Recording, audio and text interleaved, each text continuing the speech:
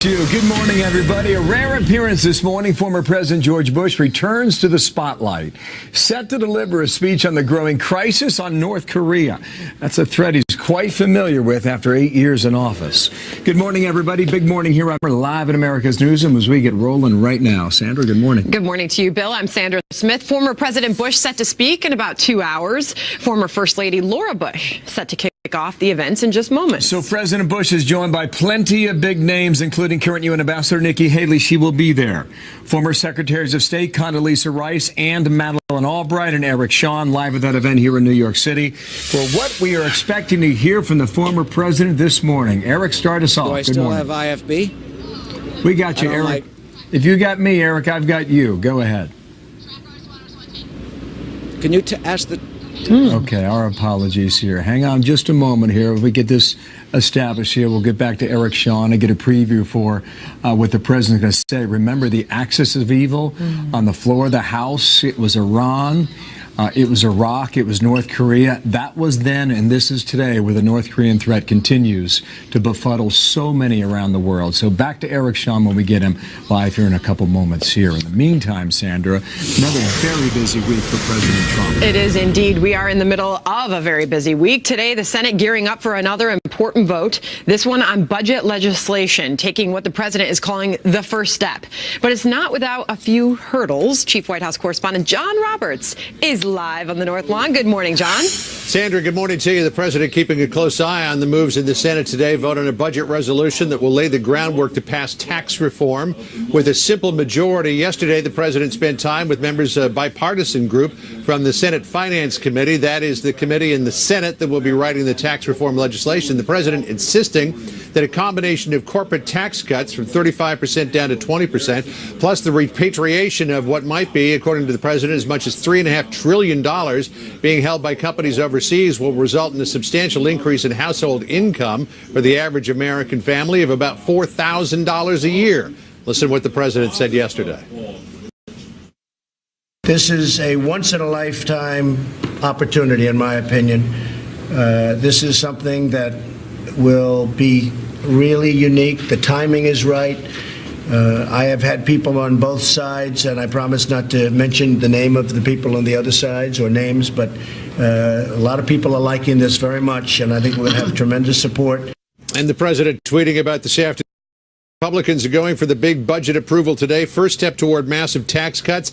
I think we have the votes, but who knows? The president suggesting he does have support from Democrats, but the Senate Minority Leader, Chuck Schumer, doing his best yesterday to muster Democratic opposition to a bill he says will cut entitlements and blow a huge hole in the deficit. Here's Schumer. Do you want to cut Medicaid or not? Yes or no? Do you want to cut Medicare or not? Yes or no? Do you want to vote for a $1.5 trillion deficit? Do you want 80% of the tax cuts to go to the top 1%, to the very wealthy, while middle-class taxes are raised for many people? Yes or no? It's unclear, Sandra, in the president's tweet what he said. Will we have the votes? I don't know. We'll see if he was referring to this afternoon's budget measure, if he was referring to the overall tax reform legislation he hopes to get passed by the end of the year. But it does look like Republicans have got the votes to pass the budget measure this afternoon. John McCain, who was one of the people sitting on the fence, came out yesterday and said that he will vote for that budget measure this afternoon. A busy day, a busy week indeed. John, yesterday, for anybody who was watching that White House press briefing, the news was clearly dominated by the president's call to the wife of a soldier killed in action. We saw a lot of questions. Yeah, and as a person myself who does a lot of work with an organization that gives services to military families who have lost a loved one, I mean, it really kind of was a sad day for so many people who deal with families like that. A condolence call became highly politicized after a congresswoman in Florida said that she was listening in on a condolence call that the president made to Maisha Johnson. She is the Dick T. Johnson. And this Florida congresswoman who you see on the screen right there said that the president was insensitive in that call. She got some backup from Johnson's mother, by the way. But the president yesterday, as he was meeting with the Finance Committee, insists that what she says did not happen. Listen here. Didn't say what that congresswoman said. Didn't say it at all. She knows it. Had a very nice conversation with the woman, with the wife, who sounded like a lovely woman. Did not say what the congresswoman said, and most people aren't too surprised to hear that. The press secretary yesterday said the Chief of Staff John Kelly, who lost his son to combat in Afghanistan in 2010, was also on the call and thought that what the president said to the widow was totally appropriate. And she ripped the congresswoman for trying to politicize the whole event. Listen here.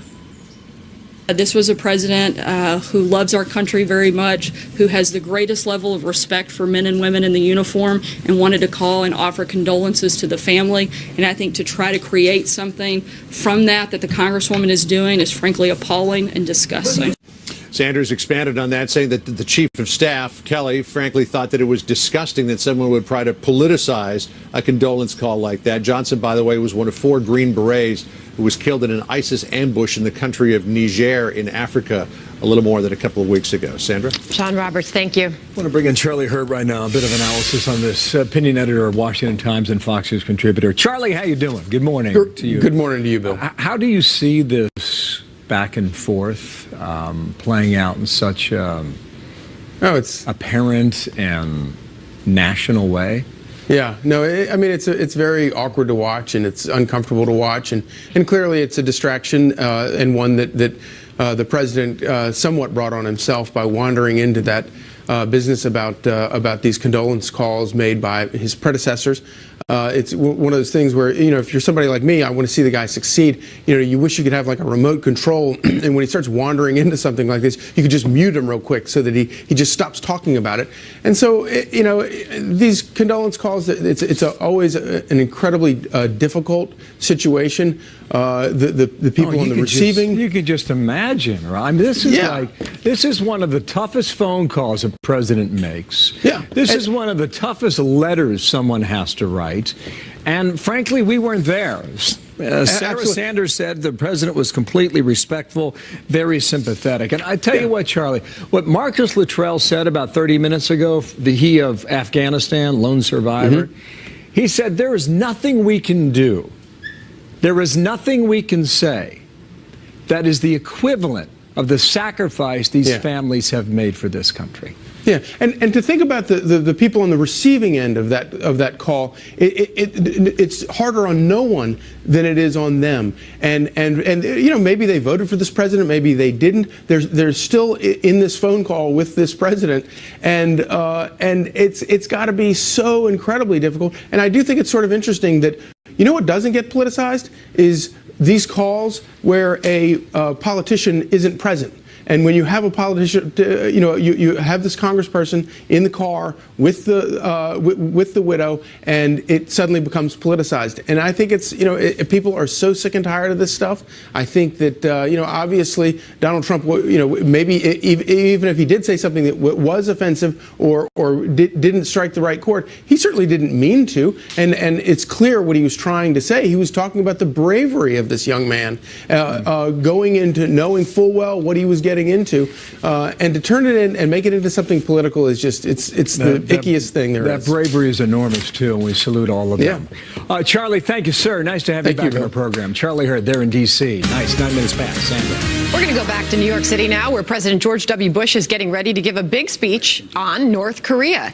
We got cut off earlier with Eric Shawn. Let's go back to him with what we are expecting to hear from former President Bush this morning. Good morning again to you, Eric. Good morning, Sandra. Democracy, freedom, and human rights are what we expect to hear from former President George W. Bush here this morning. And as you said, it is a rare public appearance by the former commander-in-chief on public policy. Let's take a look inside live at the event. Former First Lady Laura Bush expected momentarily to start kicking it off. It is called The Spirit of Liberty at Home in the World, intended as a sharp counterpoint to the dictators and despots, especially North Korean leader Kim Jong-un. I'm told that the North Korean issue and crisis is very close to the former president's heart. His foundation and institute is helping North Korean escapees and the activists fight the regime. The Bush Institute runs the North Korean Freedom Scholarship Program and has awarded $25,000 in scholarships to 8 young escapees to study in universities in our country. One of them is Montgomery College student Grace Joe. She's 26 years old and told us when she was growing up in North Korea, she was taught it was mandatory to bow before the portrait of the North Korean leader. During New Year's time, New Year's Day, the government will give us little kids a gift bag, which is cookies and candies in a bag. And then we hold that bag in front of us and then bow to the portrait for 3 times. Grace is one of several North Korean escapees who will meet with the former president here this morning. She has a remarkable story of a desperate existence. She told us her 2 brothers starved to death. Her father was tortured by police for sneaking in a bag of rice. And for 10 days at one point, the family only survived on water. They had no food. So her mother found 6 baby mice in the field, and her grandmother had to make soup out of the mice just for their family to survive. She says the regime only understands tough talk and is blunt about what she thinks should be the fate of Kim Jong-un. The North Korean regime should not exist in this world any longer. I will say the U.S. government use military force or any kind of force. We should stop the North Korean regime because the regime is killing those innocent people in the country. And child, babies, and moms and elders, they're dying without any hope. Well, Grace told us she does not want a war or to bomb North Korea. She hopes that covert actions could help topple the regime. Sandra, back to you. Eric Shawn, live for us in New York City. Thank you. Interesting to see messages on the Senate plan on Obamacare. So where does he stand today? Wisconsin Republican Sean Duffy takes that on next live. Plus, there is this. First it was, I did not have communications with Russians, which was not true. Then it was, I never met with any Russians. I conducted no improper discussions with Russians at any time. Attorney General Jeff Sessions clashing repeatedly with Democratic senators at a hearing yesterday. Sessions calling out Democrats for pushing a false agenda on the Russian narrative. More of the biggest headlines in just a moment. Also, what is the trend to uranium deal and Russia under the Obama team that intersects with the Clinton Foundation? A new investigation underway. Details on that in a moment. Sandra? And on the run, no more. A multi-state manhunt for a suspected killer ends with the suspect in custody. Here it is again, another event, another tragedy. And, you know, when everything's over and everybody, the cameras go, here we go again.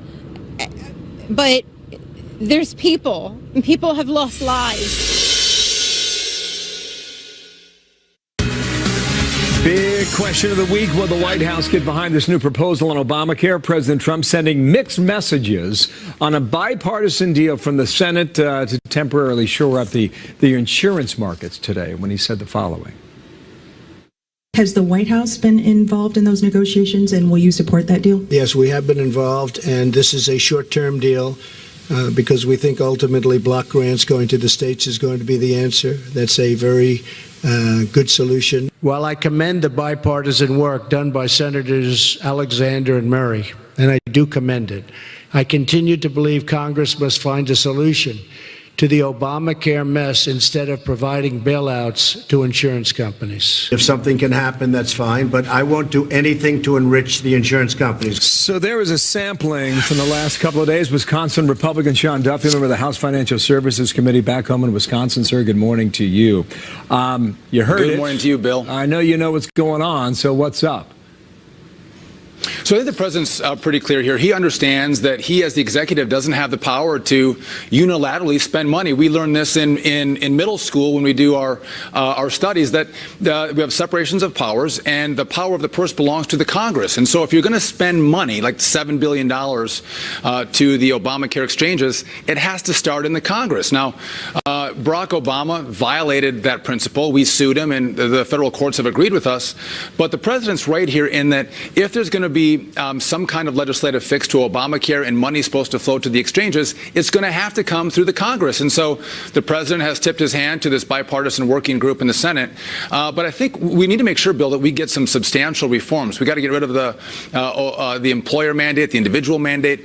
We have to give more power to our states to run health care plans that fit the people that belong to each of those states. And if you don't, and this is just a bailout to Obamacare, one, many of us in the House won't vote for it, but I think the American people who have decimated Democrats at the ballot box will be upset as well. They want a new health care system that's going to work, and to bail out the current system, I don't think will sit well with the American people. This is part of the negotiation process. This tweet from yesterday: I am supportive of Lamar Alexander as a person, the president writes, and also the process, but I companies who have made a fortune with Obamacare. That seems to be where he is solidifying his position.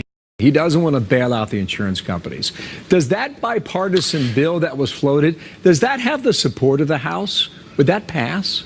Well, we don't know what it's going to look like yet. I mean, they're working on a bipartisan package, but we all have to analyze it and see what kind of reform we get to Obamacare. So it's too early to tell that right now. But I think what the president should do here is what he did, like with DACA, with the Dreamers. He should set a drop-dead date. Maybe he can extend it to January or February and say, if you guys don't have a fix by this date, these payments to insurance companies are going to go away. I don't have the power to extend them. You and the Congress have to fix this. Put a deadline and it puts pressure on members of Congress, Democrats and Republicans, to fix it. Quickly, Steve Mnuchin, you know the Dow hit 23,000. Have you heard? Steve Mnuchin said this: to the extent we get the tax deal done, the stock market will go higher. But there's no question in my mind, if we don't get it done, you're going to see a reversal of a significant amount of these gains. That could be trillions of dollars, sir. Do the members of the House talk about that? The urgency to get a tax deal, otherwise perhaps his prediction comes true? Well, we don't tie it to where the stock market is today. I think to try to predict where the market's going to go is a fool's errand. But we do look at tax reform and how do we grow our economy? How do we make American businesses more competitive? How do we make American families have more opportunity, more upward mobility, and higher paychecks? And we know that tax reform is the key to kickstarting the economy, which is so important to the American worker and the American family. So that's what we talk about, is how do you help middle-income Americans? And when you lose jobs because American businesses go overseas, what we see is middle-income people become poorer, and we see some of the rich get richer, and you gut the middle class. If you have tax reform and make us competitive again, and you grow the economy, you see the middle class have far more people in it, far more salaries. And listen, Bill, this is why Donald Trump won. People in Wisconsin, which went for the first time in 30 years for a Republican president, want someone to fight for economic growth, which is what they so desperately need here. People are having a hard time putting food on their table. They're trying to put their kids through school, and they know that Donald Trump, with this tax reform, will make their life. Party, too. Sean Duffy, thanks for coming back here out of Wisconsin. We have to get it done, Bill. Thank you. Sandra. The security guard wounded in the Las Vegas massacre speaking out for the first time. First, I took cover. I felt the burning sensation. I went to go lift my pant leg up, and I saw the blood. That's when I called it in on my radio that shots have been fired. But as more questions continue to surround the timeline from that shooting, new criticism this morning that Ellen DeGeneres asked a lot about what happened that night and not a lot about the when. We will take a look at that.